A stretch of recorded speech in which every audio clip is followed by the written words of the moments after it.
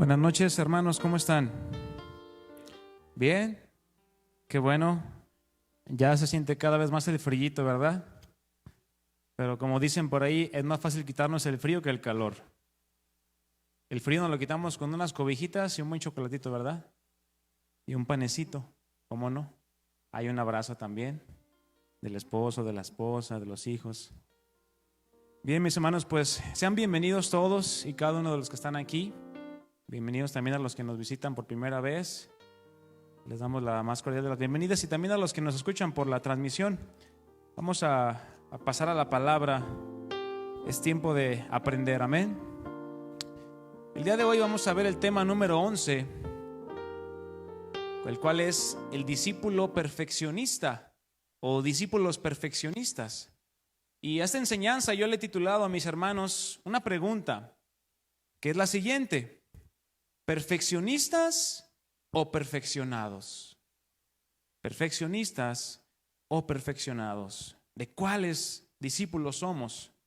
Vamos a orar, mis hermanos. Te invito a que inclines tu rostro y vamos a pedirle al Señor que nos hable en esta noche. Padre amado, en esta noche queremos venir ante ti una vez más, regocijándonos porque tú estás en medio de nosotros y sabiendo que tú escuchas la oración que hoy hacemos a ti. Y no solamente en este día, sino cada momento que nosotros nos acercamos a ti, sabemos que tú nos oyes y tenemos la respuesta, Señor, de nuestra oración en su tiempo y conforme a tu voluntad siempre. En esta noche queremos pedirte que nos hables y alumbres los ojos de nuestro entendimiento, para que cuando leamos tu palabra y nos expongamos a tu escritura, tu Espíritu Santo nos pueda hablar y pueda redarguir nuestros corazones, y seas tú transformando nuestras vidas, renovando nuestro entendimiento para que podamos comprender tu voluntad, la cual es buena, agradable y perfecta. Ayúdame a mí, Señor, a hablar siempre tu palabra con temor y con temblor, sabiendo que eres tú el que usa mi vida y eres tú a través de mí, Señor. Que tu Espíritu Santo me guíe cada una de mis palabras, Señor, y que también mis hermanos puedan ser guiados a poner por obra esta palabra en su momento, Señor. Te damos gracias y te bendecimos, y todo esto te lo pedimos en el nombre precioso de tu Hijo amado Jesucristo. Amén. Amén. Abre tu Biblia, mi hermano. Vamos a la palabra de Dios. La carta del apóstol Pablo a los Efesios. Efesios capítulo 4, versículo 13. Cuando lo tengas, di amén. Muy bien, otro más. ¿Quién más? Ya llegó. Amén, muy bien. Efesios 4:13, vamos a leer ahí. Hasta que todos lleguemos a la unidad de la fe y del conocimiento del Hijo de Dios, a un varón perfecto, a la medida de la estatura de la plenitud de Cristo. Este tema, mis hermanos, que estaremos viendo el día de hoy, discípulos perfeccionistas o el discípulo perfeccionista, surge precisamente del desequilibrio en el que podemos caer nosotros como discípulos de Cristo. Ya vimos en temas pasados que podemos estar en el extremo de tener amor, pero sin un conocimiento del sentido correcto de las enseñanzas de la palabra, ¿verdad? Y ser llevados más por las emociones que por convicciones. Pero también en el otro extremo es de tener conocimiento, sea poco o sea mucho, olvidándonos del amor y la misericordia que el Señor nos manda a mostrar, así como Él la ha tenido para con nosotros. ¿Y qué hacemos muchas veces? Nos ponemos a emitir juicios y sentencias para todo el que veamos que transgrede los mandamientos de Dios. Olvidándonos, mis hermanos, que todos, tanto cristianos y no cristianos, ¿qué sucede? Seguimos pecando, ¿verdad? Seguimos transgrediendo y desobedeciendo la palabra de Dios. Aunque nosotros como cristianos ya no la hagamos deliberadamente, pero seguimos pecando, ¿cierto? Dice la palabra de Dios en Romanos 3:23. Si quieres búscalo, acompáñame ahí. Dice, por cuanto todos pecaron. ¿Cuántos? Todos. Y están destituidos de la gloria de Dios. Así es toda persona, todo hombre que no ha venido a los pies de Cristo en arrepentimiento, está destituido, está separado de la gloria de Dios. Pero nosotros que hemos venido a Cristo, dice 1 Juan 2:1, hijitos míos, estas cosas les escribo para que no pequen. ¿Qué acaso dejamos de pecar cuando venimos a Cristo? No, sigue diciendo, y si alguno hubiere pecado, abogado tenemos para con el Padre. ¿A quién? A Jesucristo el justo. Mis hermanos, seguimos fallándole a Dios. Pero una realidad es que nadie está exento de encontrarse en esta posición, de ser el discípulo perfeccionista, en el que ahora por el poco o por el mucho conocimiento que tengamos, que hemos adquirido con el paso del tiempo o estamos adquiriendo hoy en día, nos pongamos en una posición en la que nos damos la libertad de andar señalando o bien enseñando lo que otros tienen que hacer o deberían de hacer para ser mejores personas. ¿Conoces personas así que andan nomás viendo a ver qué le pueden decir al otro porque se equivocó o porque hizo mal esto o porque le faltó echarle ganas acá? Esto con relación a personas que probablemente no son cristianas. Te has encontrado en una reunión con tu familia y ves a tu primo, a tu hermano, a quien sea, pues que se comporta como un pecador, que no conoce a Dios. Y tú quisieras sacarle la palabra y mira, y tú, y esto, pero mande, sí te frenas, porque hay que dar testimonio también, ¿no? Del amor. No podemos ser con puros bibliazos. Pero también, mis hermanos, sucede con aquellos que forman parte de la misma comunidad cristiana, es decir, la iglesia donde tú y yo estamos. Pues vemos los errores de quienes nos rodean. ¿Cuántos han visto el error de otros dentro de aquí de la iglesia? Todos hemos visto errores de otros, aunque sean pequeñitos. Pero nos olvidamos de algo, mi hermano, muchas veces. Nosotros también seguimos cometiendo errores. Levante la mano el que no cometió ningún error hoy. Todos cometimos errores y vamos a seguir cometiendo errores. Y sin duda, mis hermanos, esta actitud Jesús la encontró estando en este mundo. Porque muchos de los que practicaban la religión del judaísmo, hablando del sistema religioso que se basaba más en las tradiciones y mandamientos de hombres que guardar los mandamientos de Dios. Estos hombres, en vez de estar preocupados por su condición propia delante de Dios, de manera personal, ¿qué hacían? Se preocupaban y se fijaban más en si los otros guardaban o no los mandamientos puestos por aquellos hombres imperfectos. Porque donde veían cometer a alguien alguna falta en cualquier cosa, los primeros en emitir un juicio, ¿quiénes eran? Estos hombres. Ahorita vamos a ver quiénes eran. Pensando ellos que por su nivel de conocimiento les era permitido tomar la posición de jueces, queriendo así perfeccionar a otros cuando ellos mismos seguían siendo igual de imperfectos que los demás. ¿Cuántos saben que somos imperfectos? Es cierto que la Escritura nos habla, nos enseña y nos llama a que nosotros que seguimos a Cristo podamos llegar a un cierto nivel de perfección. ¿Es correcto o no? ¿Has leído en la Biblia? Sé perfecto, sé maduro. Bueno, se refiere a todo esto. Y no lo dice como algo imposible de alcanzar, sino que lo pone como un estado al cual todos vamos a llegar en determinado momento, mi hermano y mi hermana. ¿Sí sabías? ¿Cuándo va a ser ese momento? Mañana no es. Bueno, si te vas con el Señor mañana, pues ya pronto. Pero ese momento va a ser cuando seamos glorificados y seamos semejantes a Cristo. En ese entonces, ahí sí, todo va a ser perfecto. Tanto tú como yo.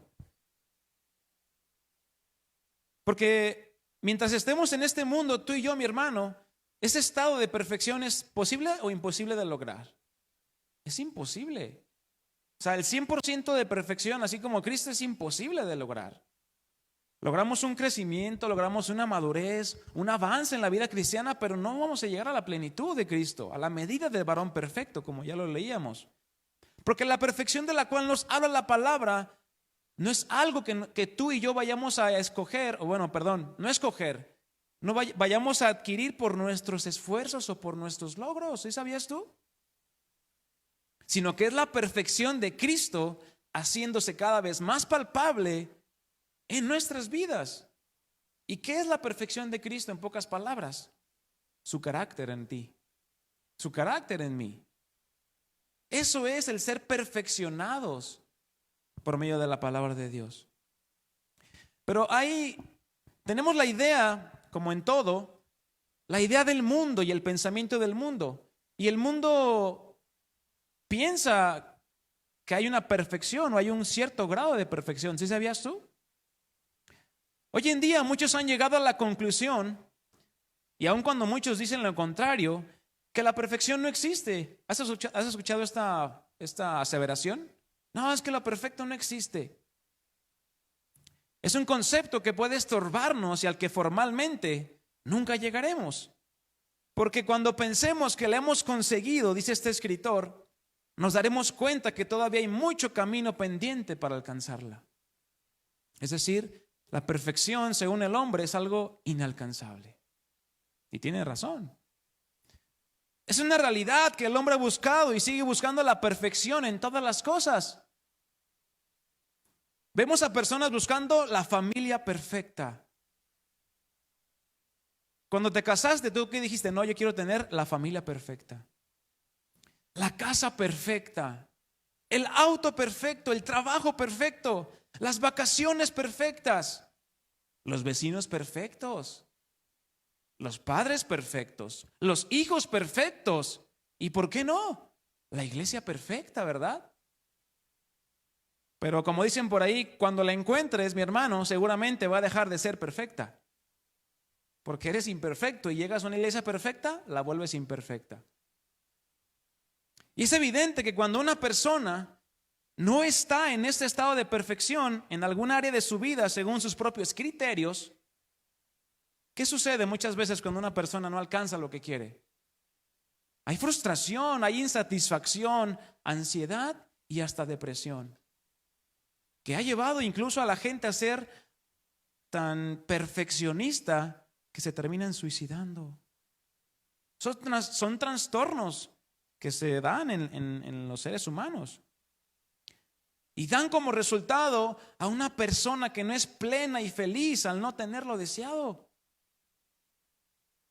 El mundo, mis hermanos, define la palabra perfección como la acción de dejar algo acabado, reflejando además una cualidad de que aquello carece de errores o defectos y por ende tiene el más alto nivel posible de excelencia.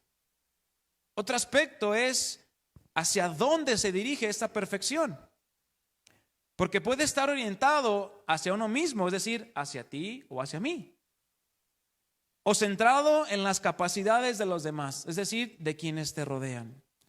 Lo cual es común ver hoy en día, una guerra y una lucha incansable por saber quién es el mejor. Ahorita, ¿cuál es la lucha que hay en el mundo?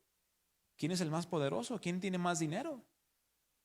Este famoso hombre, Elon Musk, el dueño de la empresa de Tesla, se volvió de la noche a la mañana el hombre más rico del mundo. Y en menos de 20 años. ¿Y ustedes creen que él es feliz? No sabemos. Pero sin duda, él es uno de los hombres que ha luchado por hacer las cosas perfectas. Pero la realidad, mis hermanos, es que el concepto de perfección, humanamente hablando, es totalmente subjetivo. ¿A qué me refiero con esto? Lo que para unos puede ser denominado o llamado perfecto, para otros no lo es simplemente. Si para ti es perfecta una noche con unos tacos de pastor, para otros no puede ser perfecto eso. A otros es perfecto con una pizza tal vez, o simplemente con un café y un pan. ¿Quiénes prefieren el café y el pan? No se crean. Ya salieron. Bueno, para ustedes eso es perfecto, tal vez para mí no. Yo prefiero unos lonches del Mario. A ver, Mario. Y esto crea, mis hermanos, una infinidad de percepciones de lo que es la perfección. Para usted algo es perfecto, para ti también, para ustedes también y para el mundo también. Cada quien tiene su percepción de lo que es perfección, haciendo imposible poder llegar a un acuerdo en común. Y esto fue conforme al mundo, mis hermanos, pero ahora vamos a la perfección según las Escrituras. Abre tu Biblia en Deuteronomio 32:4.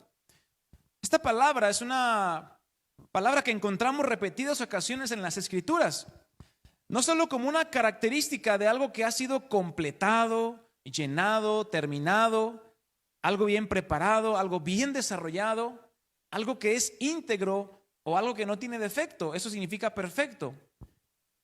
Sino también lo encontramos como un atributo de ¿quién creen? De nuestro Dios.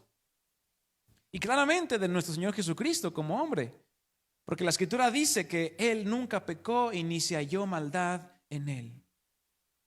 Esa perfección de nuestro Dios está caracterizada por una ausencia o falta de errores. ¿Sí sabías tú? ¿O acaso has encontrado un error en Dios? ¿O una falla, una falta en Dios? Claramente no, porque la perfección se encuentra única y exclusivamente en Dios mismo. ¿Por qué? Porque como ya vimos, el hombre por causa del pecado se volvió imperfecto y por lo tanto, como hombre imperfecto, es incapaz de poder crear algo que sea perfecto. Solamente Dios, como el ser perfecto, puede crear cosas perfectas. Deuteronomio 32:4 dice así, yo lo voy a leer en la Nueva Traducción Viviente. Él es la roca, sus obras, ¿cómo son? Son perfectas. Todo lo que hace es justo e imparcial. Él es Dios fiel, nunca actúa mal. Qué justo y recto es Él. ¿Cuántos creen esto de nuestro Dios? Amén, porque es lo que la palabra de Dios nos enseña. Vamos a Hebreos 4:15. Hablando de Jesucristo, dice, porque no tenemos un sumo sacerdote que no pueda compadecerse de nuestras debilidades, sino uno que fue tentado en todo, según nuestra semejanza, pero sin pecado. Ahí está, perfección, sin falla, sin error. Y primera de Pedro 2:22 dice, el cual no hizo pecado, ni se halló engaño en su boca. Así es la manera como la Escritura describe a nuestro Jesucristo, como un hombre perfecto, moralmente, espiritualmente y en todos los aspectos de que tú me quieras hablar.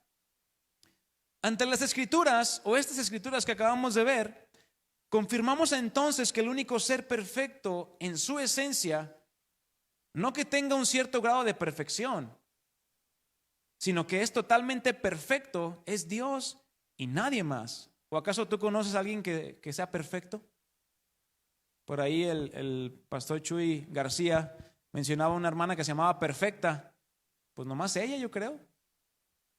No se crean. Pero sí se llamaba Perfecta, Pero era totalmente imperfecta, No se vaya a fiar de esa mujer. Vemos entonces, mis hermanos, la gran diferencia entre el concepto de perfección que el mundo nos ha enseñado y lo que la palabra de Dios nos enseña, donde el mundo nos vende la idea que nosotros tenemos la posibilidad de llegar tan lejos como queramos, es decir, hasta el lugar que nosotros consideremos como perfección. Pero, ¿será el mismo concepto que la palabra de Dios nos enseña? Claramente no. Mateo 5:48. Vamos a leer ahí. Vamos al Evangelio de Mateo, capítulo 5, versículo 48. Jesús, después de dar las bienaventuranzas y dar algunos otros aspectos de lo que es el seguir a Cristo o cómo comportarse como un verdadero discípulo de Cristo, llega un punto y menciona esto, Mateo 5:48. Pero tú debes ser perfecto, así como tu Padre en el cielo es perfecto. Lo estoy leyendo en la Nueva Traducción Viviente. Y yo te pregunto, ¿qué eres tú? ¿Perfeccionista o perfeccionado? perfeccionista o perfeccionado. El mundo nos ha vendido la idea de que ser perfeccionista no es ni bueno ni malo. ¿Cuántos están de acuerdo con esa objeción? Es que no es malo, pero no es ni tan bueno, pero es que hay que hacer las cosas bien y no al aventón. Bueno, ese es otro punto. Pero esto realmente depende como tú lo quieras ver. Pero a la luz de las Escrituras, vemos a lo que hemos sido llamados, tú y yo, mi hermano. Más bien a lo que no hemos sido llamados. Y esto es a no ser perfeccionistas. ¿Y qué es ser perfeccionista? Hablando de una exigencia hacia nosotros mismos, de no fallar o de hacer todo excelente sin errores. Porque algunos podrán tomar de manera literal y fuera de contexto la instrucción de Jesús que acabamos de leer. Sean perfectos como Dios. Pensando que es un estado de impecabilidad absoluta, lo cual es imposible. Tampoco hemos sido llamados a ser perfeccionadores.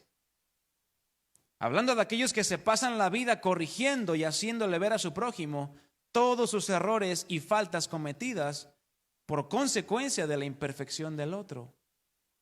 Donde muchas veces se nos olvida que todos somos capaces de cometer el mismo error, ¿cierto o no? Incluso hasta peores. 1 Corintios 10:12 dice así, en la traducción al lenguaje actual. 1 Corintios 10:12. Después de que Pablo habla de cómo se comportó el pueblo de Israel para con Dios, murmuró, calumnió, adulteró. Dice 1 Corintios 10:12, por eso que nadie se sienta seguro, aquí yo le puse entre paréntesis perfecto, de que no va a pecar, pues puede ser el primero en hacerlo. Es decir, el que cree estar firme, mire que no caiga. Aguas porque te puede venir la prueba, la tentación. Y vamos ahí adelantito a Gálatas 6:1.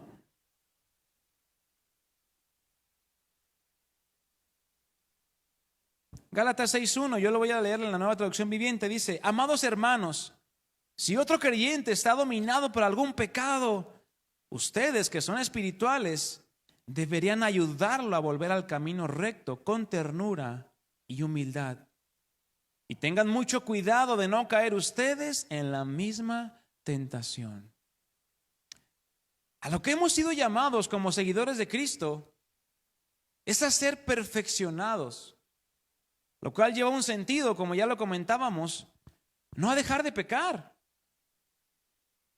sino a aquel proceso mediante el cual nosotros como cristianos vamos creciendo en madurez y en santidad para con nuestro Dios. Lo cual se ve reflejado en la medida en que cada uno de nosotros de manera personal ponemos por obra la palabra de Dios. No solamente en la medida que la escuchamos, porque oidores de la palabra, mis hermanos, hay muchos, ¿cierto o no? Siempre se está predicando la palabra, siempre hay un mensaje que podamos escuchar, pero ¿de qué nos sirve escuchar el mensaje si no lo ponemos por obra? Absolutamente de nada. Lo que Dios busca son los hacedores de su palabra, aquellos que no solamente escuchan, sino que escuchan con la intención y el deseo de obedecer aquellas palabras provenientes de las Escrituras.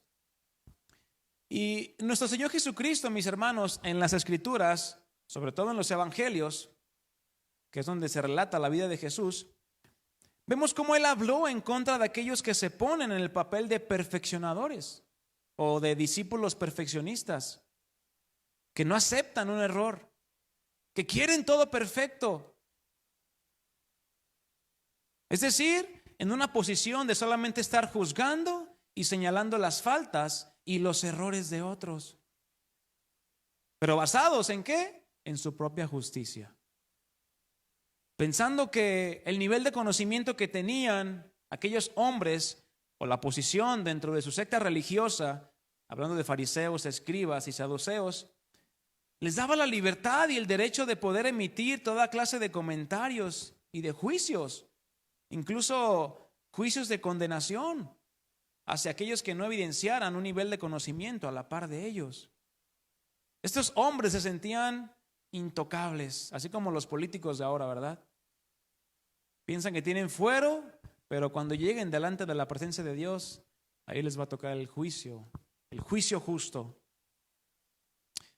Y esto es muy común, mis hermanos, que dentro de las iglesias surjan este tipo de actitudes en algunos hermanos, ya sea que tengan poco y les falte discernimiento, es decir, madurez, o bien hay hermanos que tienen mucho tiempo y les falta amor, se han vuelto legalistas. Pues tanto el uno como el otro llegan a pensar que los cristianos no nos podemos equivocar. ¿Te has topado con algún cristiano así? Que diga, no, es que como cristianos debemos de ser perfectos, intachables. Bueno, en cierta forma nuestro testimonio debe ser intachable, debemos ser irreprensibles, pero no que no podamos equivocarnos. ¿Alguien alguna vez ha tropezado caminando? Pues es obvio que vamos a tropezarnos de vez en cuando, ¿sí? Cuando caminamos, y hablando del caminar cristiano también. Vamos a reaccionar mal, vamos a tener una mala actitud, en fin. Pero bueno, estamos llamados ¿a qué? A pedir perdón, ¿verdad? Y a ser restaurados.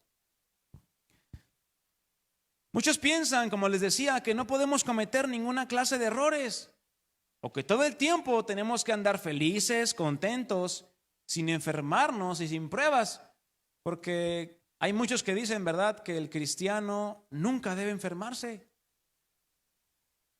Ya vimos que esto no es así, porque ¿cómo experimentaríamos entonces el poder de Dios que nos sana? Y también hay muchos que dicen que los cristianos no deben pasar por pruebas, pero entonces ¿cómo es que aumentaría nuestra fe?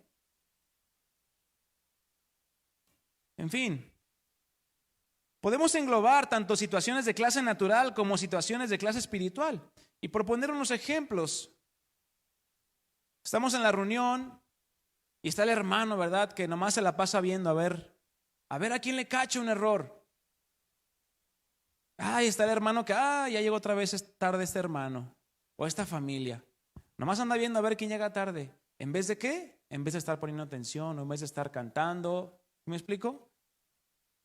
Y ya le sonó el celular otra vez. Y no, este hermano ya. No, al final voy a hablar con él y le voy a decir, no, hermano, ¿sabes qué? Tienes que poner tu celular en silencio. ¿Qué onda? Como si no nos hubiera pasado a nosotros o no nos pudiera llegar a pasar, ¿verdad? Este hermano ya anda dormitiendo otra vez. Pues todos venimos cansados, todos venimos agotados. Este hermano ni me vio y ni me saludó. No, este hermano es un falto de amor. Y ya empiezas a juzgar, empiezas a decir, no, este hermano ya no me quiere, ya me voy de la iglesia. Este hermano nomás no aplaude bien. No, le voy a dar unas clases al final. Y luego están los hermanos que no, siempre se les olvida la Biblia. No, y luego ahí andan batallándole. Pero bueno, gracias a Dios que tenemos aquí la proyección, ¿verdad? Pero es bueno traer nuestra Biblia. Y muchas veces se cae en juzgar estas cosas naturales como si nunca nosotros no lo hubiéramos hecho o no lo fuéramos a hacer. ¿Y caemos en qué? No, todo tiene que ser perfecto. Todo tiene que ser solemne, sin que haya errores. Y muchas veces también otros critican las cosas que se hacen en la iglesia en la cuestión espiritual. Hasta alguno podrá decir, no siempre oramos por las mismas personas. No, ya cámbienle. Otra vez enfermo el hermano. Seguramente anda mal. Y comienza ahí el hermano a juzgar, nada más a juzgar. Que la alabanza dura mucho. No, ya me cansé, mejor me siento y me cruzo los brazos. O que los anuncios están muy largos y así empieza el hermano. Como no le gustó, como para él eso no no está bien eso, que dure mucho o que dure poco, bueno, no le da gusto en nada. Pero la palabra de Dios, vamos a Mateo 7, versículo 1, nos habla de aquellos que tienen esas actitudes. Y es Jesús hablándoles a estos hombres. Mateo 7:1. Un pasaje bastante conocido, pero vamos a analizarlo más a fondo. Mateo 7:1 al 5. Yo te lo voy a leer en la traducción al lenguaje actual. Le he puesto este punto. Primero saca tu rama. Versículo 1 del Mateo 7. No se conviertan en jueces de los demás,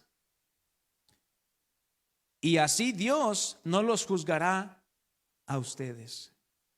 Si son muy duros para juzgar a otras personas, Dios será igualmente duro con ustedes. Él los tratará como ustedes traten a los demás. Otra versión, este pasaje dice: el criterio que uses para juzgar a otros es el criterio con el que se les juzgará a ustedes. Es decir, con la vara que midas, serás medido. Con la medida que midas, dice la Escritura. Versículo 3.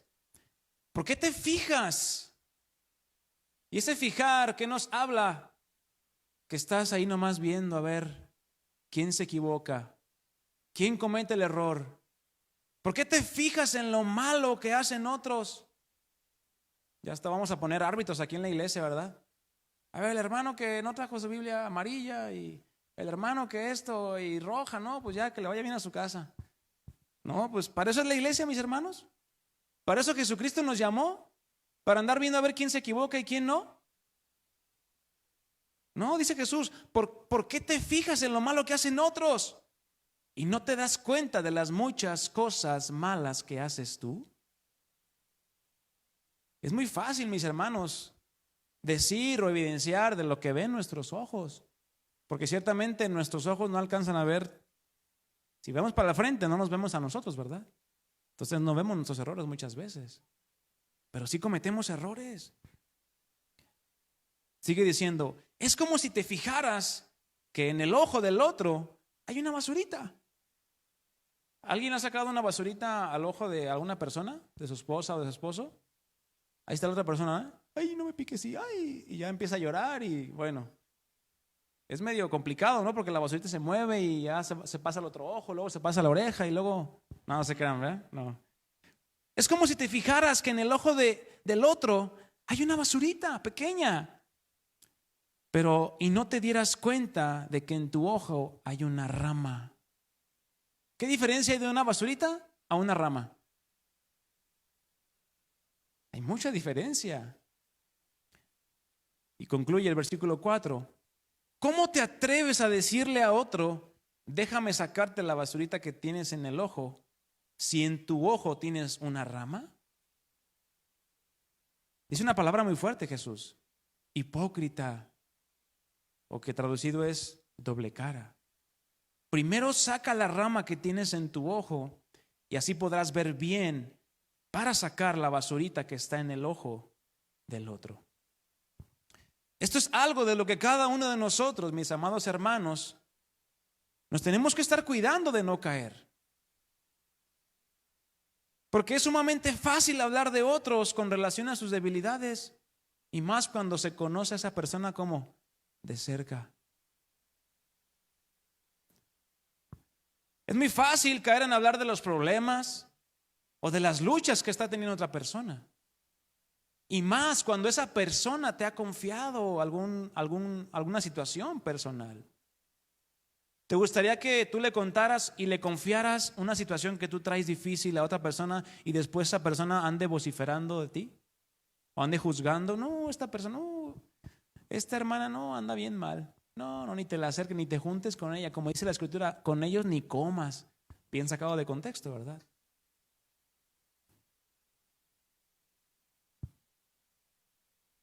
Donde probablemente tú ya hayas pasado por este tipo de luchas o problemas. Es decir, aquella persona que juzga, o que nosotros hemos estado en esa posición de juzgar. Tal vez aquella persona que tú ves, dices, yo ya pasé por eso. Pero ¿qué tal cuando tú las tuviste o estabas batallando con tu carácter en algún aspecto? ¿Acaso eso le daba el derecho a algún hermano o hermana que no haya batallado con eso para emitir algún tipo de comentario hacia contigo o en contra de ti o en contra de tu debilidad? Claro que no. Sino que en primera instancia, aun a pesar de las faltas, errores o debilidades que podamos ver o detectar en nuestros hermanos que nos rodean, y mayormente, como ya lo comentaba, los de nuestra casa. ¿Quiénes están en nuestra casa? La esposa, el esposo y los hijos. Debemos de examinarnos nosotros, mis hermanos, primeramente. No sea que también nos encontremos en el mismo error, o incluso tengamos no una paja o una basurita en nuestro ojo, sino toda una rama por quitarnos encima. Pregunto, ¿cuándo entonces nosotros podremos lograr quitar aquella rama que nosotros traemos? ¿A qué me refiero con esto? ¿Cuándo llegará el día en que dejaremos de cometer errores y faltas mientras estemos en esta tierra? ¿Cuándo llegará ese día? ¿Alguien? ¿Una opción? ¿No? Claramente nunca, ¿verdad?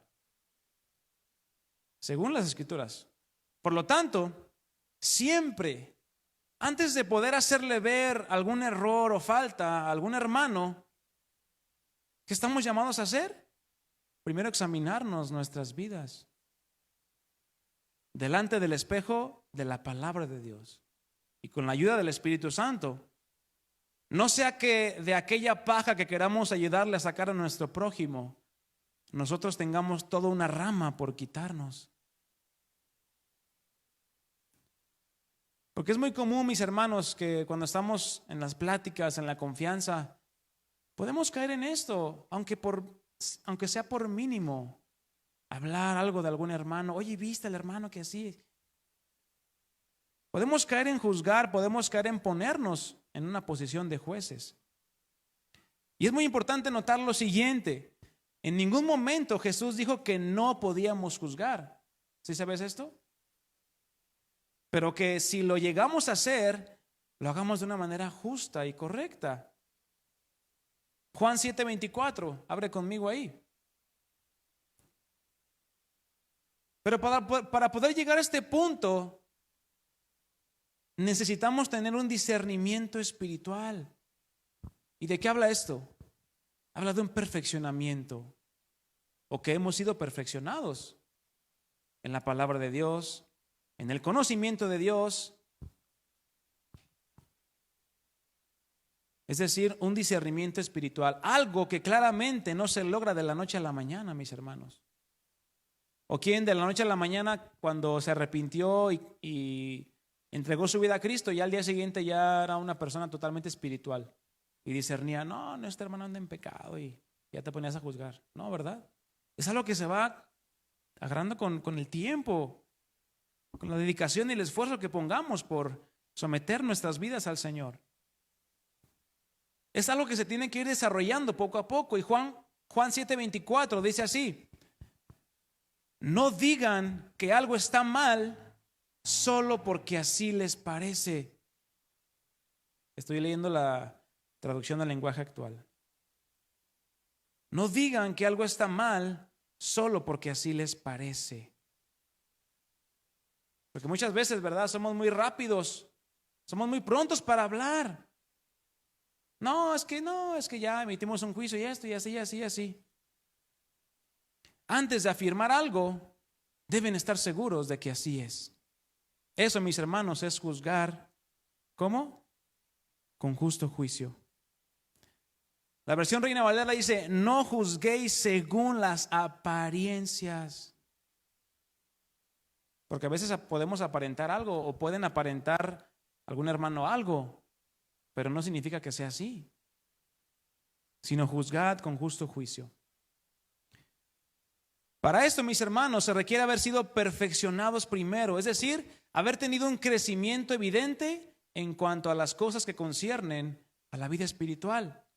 Porque mismo Pablo dice ahí en 1 Corintios 13:11, él reconoció que también fue niño, pero no un niño hablando en lo natural, sino un niño hablando en lo espiritual. ¿Y cómo juzga un niño las cosas, mi hermano? A la ligera, por apariencias. Y dice 1 Corintios 13:11, cuando yo era niño, hablaba como niño. Eso es algo normal, ¿verdad? Cuando eres niño, hablas como niño, piensas como niño y juzgas como niño. Mas cuando ya fui hombre, dejé lo que era de niño, es decir, me convertí en un hombre, es decir, una persona madura espiritualmente. Por lo tanto, ya hablaba como un hombre espiritual, pensaba como un hombre espiritual y pensaba como un hombre espiritual. No juzgando a la ligera o solamente por las apariencias. Es sumamente fácil ponernos en la posición de perfeccionador, que es la persona que se encarga de nada más andar, este necesita cambiar aquí, no, este le faltan como 5 años para crecer un poquito más. Porque el ser perfeccionados, mis hermanos, cuesta, ¿sí o no? El ser perfeccionado cuesta. No es algo gratis que puedas comprar en la tiendita. Oye, ¿me vendes 5 pesos de perfección? ¿O tú vendes, Mario? ¿No? No, o sea, ya no se encuentra, ya no lo venden. El ser perfeccionado, mi hermano, cuesta.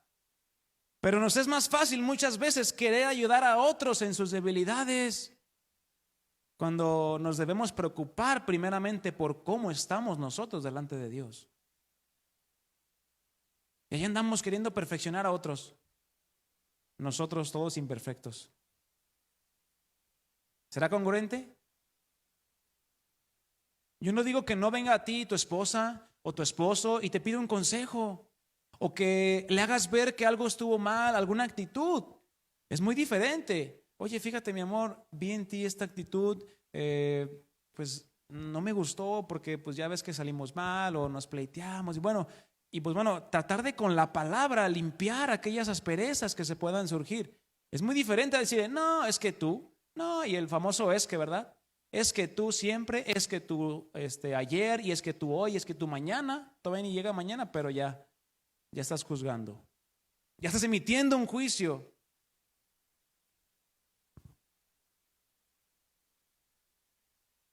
Muchas veces queremos ayudar a otros en sus debilidades, pero no nos vemos cómo estamos nosotros delante de Dios. Posteriormente, como lo comentaba, si el Señor dispone las cosas, puedes tú hacerle ver al hermano o a la hermana aquellas cosas que viste.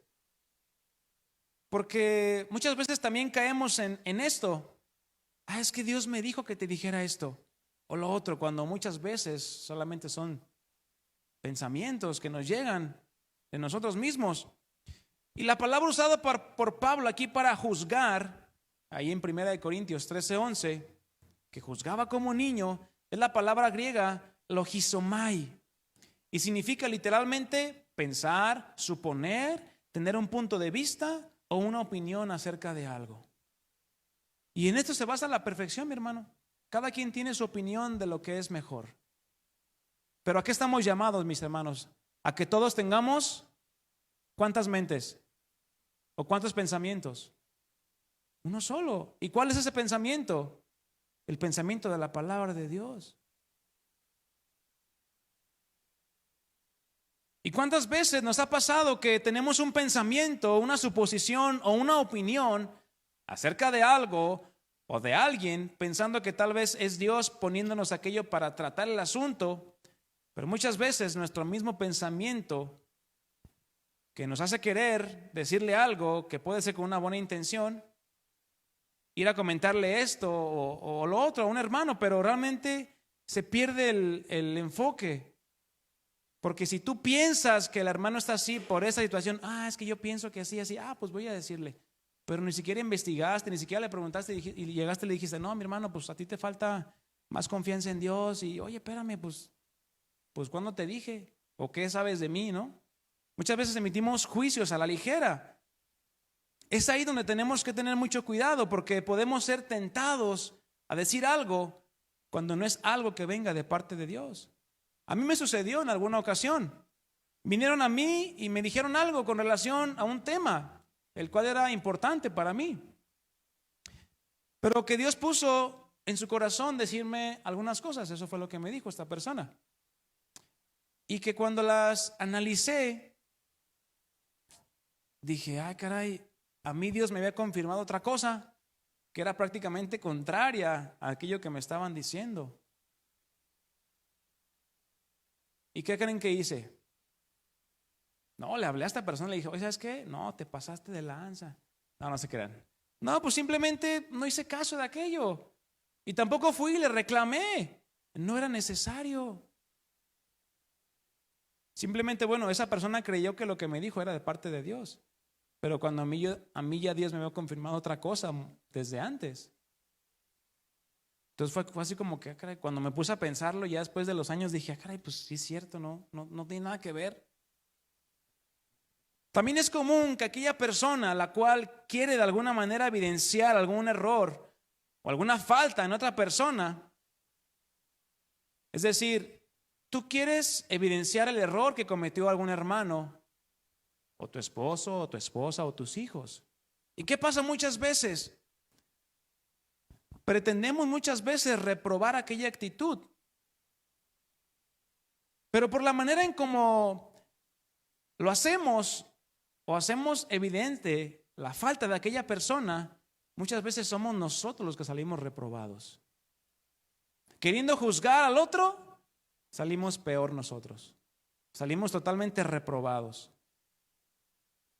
Porque ¿cuántas veces hemos evidenciado algún mal proceder de nuestra esposa o de los esposos o de los hijos, de algún familiar o un amigo, pero con una actitud peor que la otra persona? Es como querer matar o apagar el fuego con fuego. Es imposible. Salimos verdaderamente reprobados nosotros por la manera en que reaccionamos. Y la escritura de ahí se deriva más adelante de Mateo 7. Vamos a Mateo 7:12. La famosa regla de oro. ¿Sí sabe cuál es? Que muchos se la han pirateado cuando es Jesús quien la dijo por primera vez. Mateo 7:12. Nueva traducción viviente dice así: haz a los demás todo lo que quieras que te hagan a ti. Haz a los demás todo lo que quieras que te hagan a ti. Esa es la esencia de todo lo que se enseña en la ley y en los profetas. Ahí está la esencia de todo lo que está en la escritura. Trata a los demás de la manera en que ¿qué? Que quieras que te traten. ¿Es difícil? Sí. Pero hay que esforzarse. Cuesta trabajo, cuesta renunciar a nuestro yo. Y vamos a Lucas 18, vamos a ver un ejemplo. El ejemplo del fariseo y del publicano, una historia ya muy conocida. Lucas 18, del 9 al 14.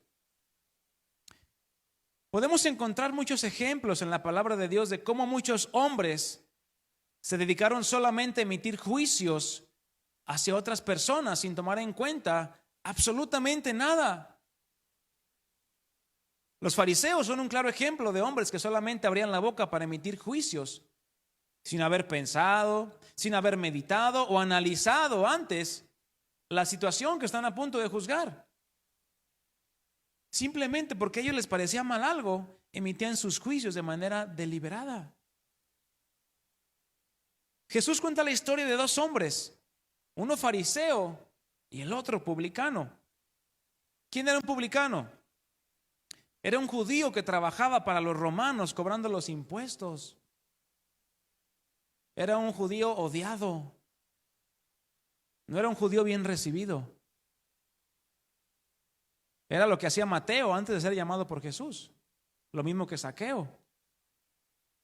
Tanto el uno como el otro, es decir, tanto el publicano como el fariseo, que tenían una mala fama, una pésima reputación. Y Lucas 18, versículo 9, dice así. Lo voy a leer en la Nueva Traducción Viviente. Luego Jesús contó la siguiente historia a algunos que tenían mucha confianza en su propia rectitud y despreciaban a los demás. Una persona perfeccionista, mi hermano, es aquella que tiene confianza en su propio yo o en su propia persona.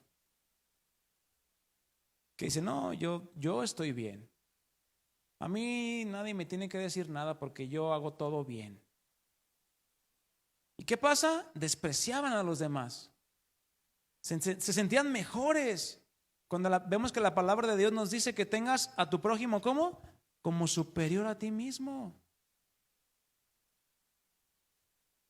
Es decir, un pensamiento totalmente en contra de lo que nos enseña la palabra de Dios. Versículo 10. 2 hombres fueron al templo a orar. Uno era fariseo y el otro era un despreciado cobrador de impuestos. Ahí está lo que les comentaba. El fariseo de pie, porque ¿cómo se sentía? Tenía una confianza en sí mismo que decía, no, yo puedo estar de pie, no pasa nada. El fariseo de pie, apartado de los demás, hacía exclusión, hizo la siguiente oración. Te agradezco, Dios, que no soy un pecador como todos los demás. ¿Ha escuchado a alguien orar así? Cuando escucha a alguien orar así, aguas. Y usted tampoco va a orar así, ¿eh? Te agradezco porque no soy un pecador como todos los demás, pues no engaño, no peco y no cometo adulterio. No, pues este cuate ya se había ganado el cielo. Para nada soy como ese cobrador de impuestos. Versículo 12. Ayuno 2 veces a la semana y te doy el diezmo de mis ingresos. Versículo 13. En cambio, el cobrador de impuestos se quedó a la distancia y ni siquiera se atrevía a levantar la mirada al cielo mientras oraba. Qué actitud tan diferente, ¿verdad? Sino que golpeó su pecho en señal de dolor mientras decía, oh Dios, ten compasión de mí porque soy un pecador. Les digo que fue este pecador y no el fariseo quien regresó a su casa justificado delante de Dios. Pues los que se exaltan a sí mismos serán humillados y los que se humillan serán exaltados. ¿Qué fue lo que hizo este hombre fariseo? Se le hizo fácil compararse con otro hombre. Cuando delante de Dios todos somos iguales, mi hermano. Pensando este hombre que por obedecer ciertas leyes y mandamientos o cierto conocimiento que él tenía de la ley, porque probablemente los fariseos era común que se sabían los primeros 5 de la Biblia de memoria. Entonces él pensaba que eso le daba derecho o la libertad de poder juzgar a todos y decir que todos eran una bola de pecadores y él no.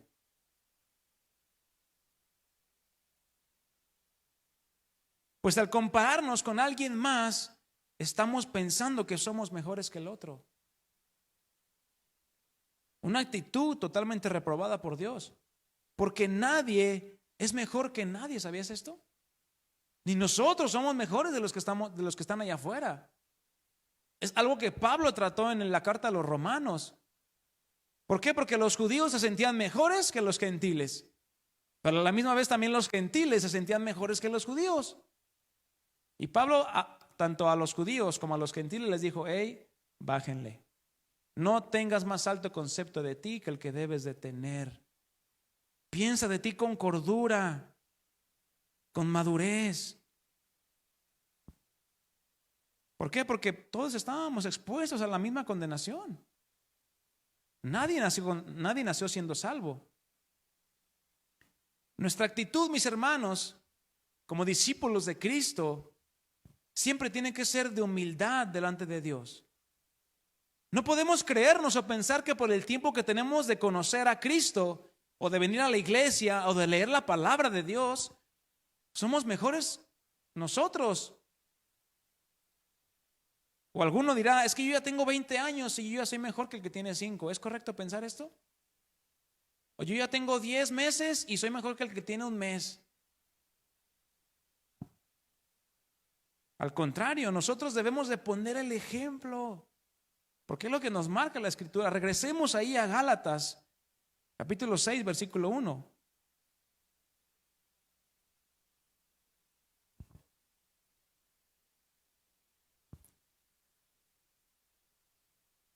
Gálatas, capítulo 6, versículo 1. Lo voy a leer en la Nueva Traducción Viviente, dice así. Ya lo habíamos leído, si recuerdas este pasaje, pero vamos a extendernos un poquito más. Amados hermanos, esta debe ser la actitud en la cual tú y yo estamos llamados a comportarnos como discípulos. Dice, si otro creyente está dominado por algún pecado, es decir, si ves alguna falta en algún hermano tuyo, en tu esposa, en tu esposo, en un hermano en la congregación, si ves que un hermano está haciendo algo que no es correcto dentro de la iglesia, ¿qué vas a hacer? ¿Vas a ir a chismear con otro? Y no, es que mira lo que está haciendo. Y ya empieza a meter calumnia. No, dice, si otro creyente está dominado por algún pecado, ustedes, que son ¿qué? Espirituales, que han sido perfeccionados, que tienen una madurez ya estable, deberían ayudarlo a volver al camino recto. ¿Cómo? Con bibliazos y con catorrazos. Con ternura y humildad. ¿Y cómo es ternura y humildad? Con amor, mi hermano. ¿Tendrás mucho conocimiento? Sí, porque detectaste que estaba haciendo algo mal. ¿Pero qué eres llamado? A mostrar el amor. Sobre todas las cosas, ¿qué va a permanecer? La fe y la esperanza y el amor. Pero sobre estos tres, ¿cuál? El amor. ¿Y qué dijo Pablo a los Corintios? Podrás hacer todo lo que quieras, hasta dar tu cuerpo y vender todo lo que tienes y darle a los pobres, pero si no tienes amor no eres nada. Si vas y juzgas a tu hermano porque lo viste en un error o en una falta, pero si no lo haces con amor, de nada te sirvió. Es como haber llegado con tu ramota y querer quitarle la basurita, mi hermano. ¿Qué quieres ser? ¿Perfeccionista o perfeccionado por Dios? Estamos llamados a ser perfeccionados entre nosotros, pero claramente somos perfeccionados primeramente en nuestra comunión con Dios, cada uno de nosotros. Sigamos leyendo. Ustedes que son espirituales deberían ayudarlo a volver al camino recto con ternura y humildad. Y tengan mucho cuidado de no caer ustedes en la misma tentación. Porque ¿qué pasa muchas veces? No, hermano, pues ya cuántas veces vas que recaes o que vuelves a fallar o lo que sea, ¿no? No, pues échale ganas, mi hermano. Pero ¿cómo lo estás diciendo? ¿Con qué intención? ¿Realmente con la intención de ayudarle?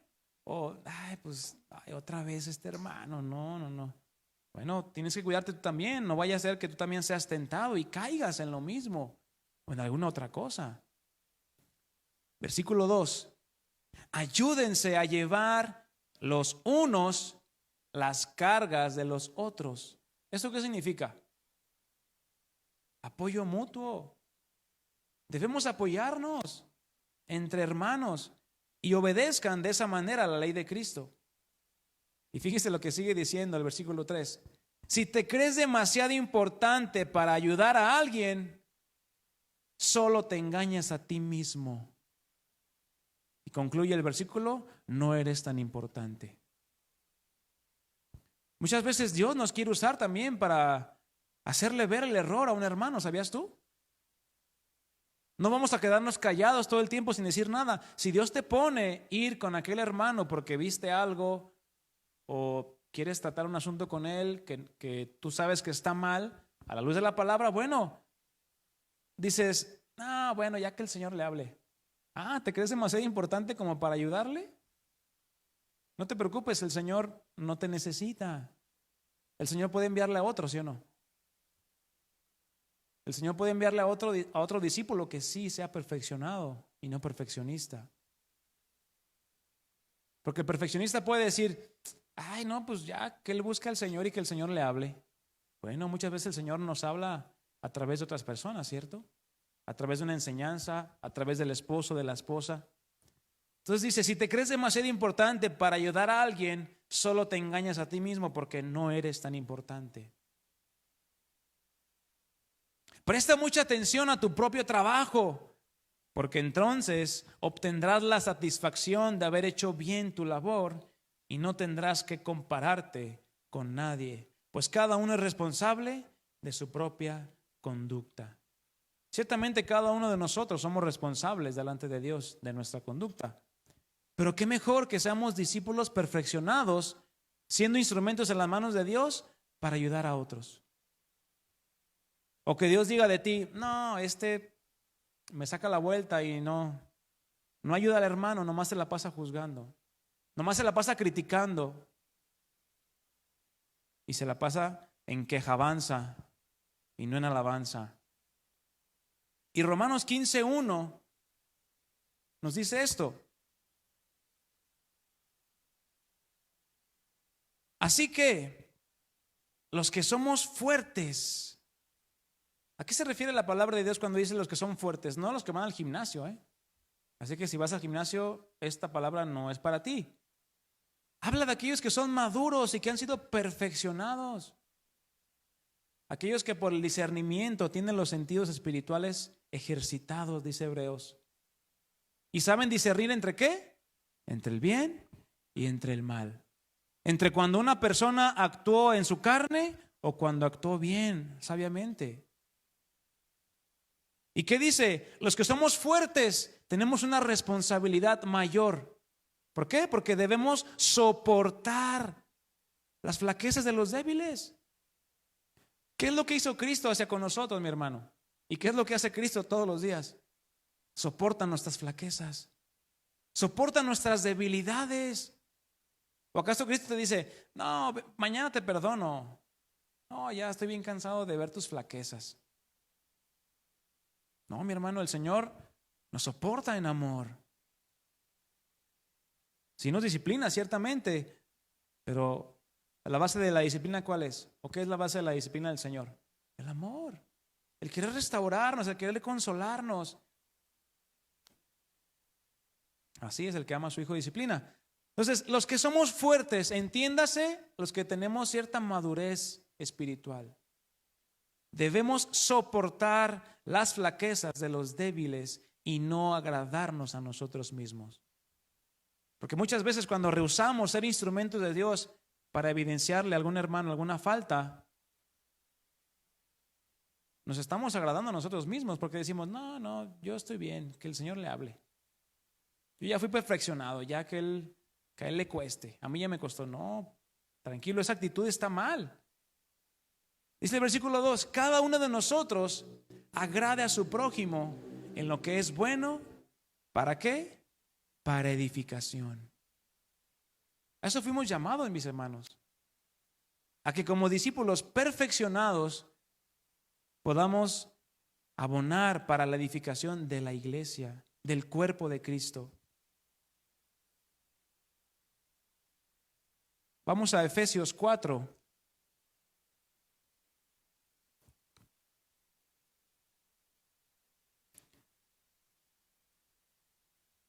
Que es el pasaje con el que iniciamos.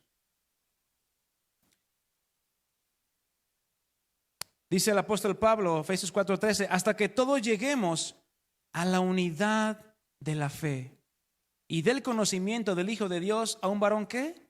Perfecto, ahí está, a la medida de la estatura de la plenitud de Cristo, para que ya no seamos niños fluctuantes llevados por doquiera de todo viento de doctrina por estratagema de hombres que para engañar emplean con astucia las artimañas del error, sino que siguiendo la verdad en amor, crezcamos en todo aquel que es la cabeza, esto es Cristo, de quien todo el cuerpo, bien concertado y unido entre sí por todas las coyunturas que se ayudan mutuamente, según la actividad propia de cada miembro, recibe su crecimiento para ir como edificándose en amor.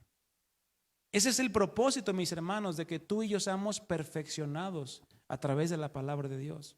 Que puedas tú edificar la vida de tu prójimo, que puedas edificar la vida de tu esposa, la vida de tu esposo, la vida de tus hijos.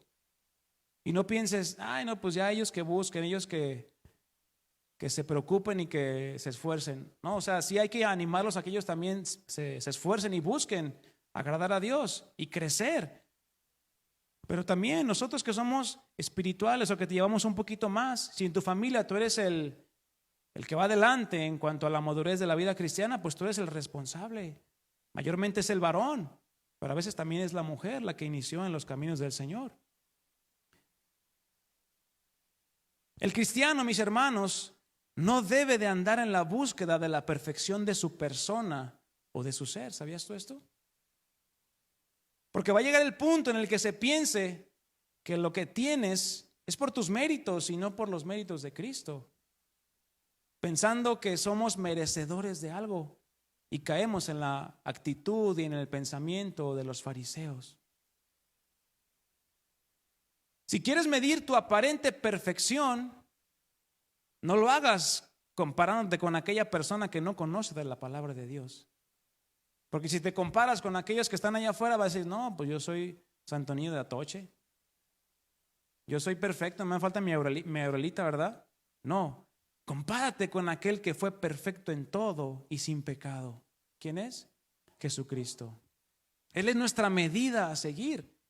Porque esa estatura del varón perfecto es la cual tú y yo tenemos que llegar. Amén. Bien, mis hermanos, pues vamos a orar. Vamos a darle gracias a Dios. Te invito a que te pongas en pie.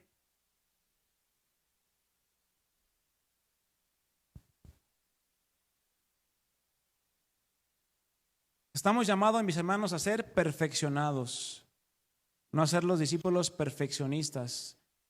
El Señor no nos necesita para perfeccionar a la iglesia, pero sí nos quiere usar para edificar a su iglesia. Pero es necesario que tú tengas un corazón humilde, mi hermano, delante del Señor, para que pueda el Señor usarte para edificar la vida de algún otro hermano que está en necesidad o que está pasando por alguna situación difícil. Vamos a orar. Señor, gracias te damos en esta noche porque tu palabra, Señor, es viva y es eficaz y penetra en nuestros corazones, y que divide y discierne nuestros pensamientos y aún las intenciones de nuestro corazón, Señor. Tú eres el que juzga siempre la intención de nuestro corazón. Y es ahí, Señor, donde se anidan muchas veces nuestro afán de querer juzgar a otros o emitir algún juicio en contra de algún hermano o hermana que vimos que se equivocó o hizo algo malo.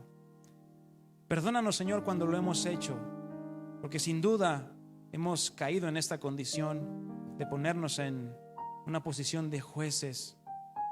No somos mejores que ellos, ni ellos mejores que nosotros, porque todos somos iguales delante de ti, Señor. Ayúdanos a pensar de nosotros con cordura, ya que todo lo que hagamos, todas las cosas que hagamos sean hechas en amor, porque esa es la base con la cual tú nos perdonas también, y aún también nos haces ver nuestras faltas y nuestras fallas. Que podamos ser usados en tus manos, Señor, para poder ayudar a otros a crecer, no a decrecer o a quedarse postrados en el camino. No, Señor. Así como a nosotros nos han ayudado otros hermanos a orar por nosotros, a ver por nuestra situación y a preocuparse por nuestro bienestar, así también nosotros podamos ir y hacer lo mismo, Señor. Que vamos creciendo, ciertamente, entonces se nos demanda más. Tenemos una mayor responsabilidad delante de ti y con aquellos que vienen detrás de nosotros. Queremos ser discípulos tuyos que estamos siendo perfeccionados, Señor. No queremos creernos que somos perfectos, porque no lo somos y nunca llegaremos a serlo en este mundo. Pero sin duda, Señor, tú quieres seguir perfeccionando tu iglesia y muchas veces nos quieres usar a nosotros. Que podamos tener los corazones humillados delante de ti para que podamos ser usados en tus manos, Señor. Úsanos en todo tiempo y que podamos, Señor, mostrar el amor, el cual es el vínculo que nos une a ti y nos une a nuestros hermanos, para que en todo te demos gloria y tu nombre sea anunciado a través de nuestras vidas, Señor. Gracias te damos. Llévanos con bien a casa, que podamos descansar en ti, Señor, sabiendo que tú velas por nuestros sueños, que tú nos sustentas aun cuando dormimos, porque tú eres fiel. Gracias te damos y te bendecimos en el nombre de Cristo Jesús, y te damos muchas gracias. Amén. Amén. Le damos una fuerte aplauso al Señor. Amén. Gracias, Señor.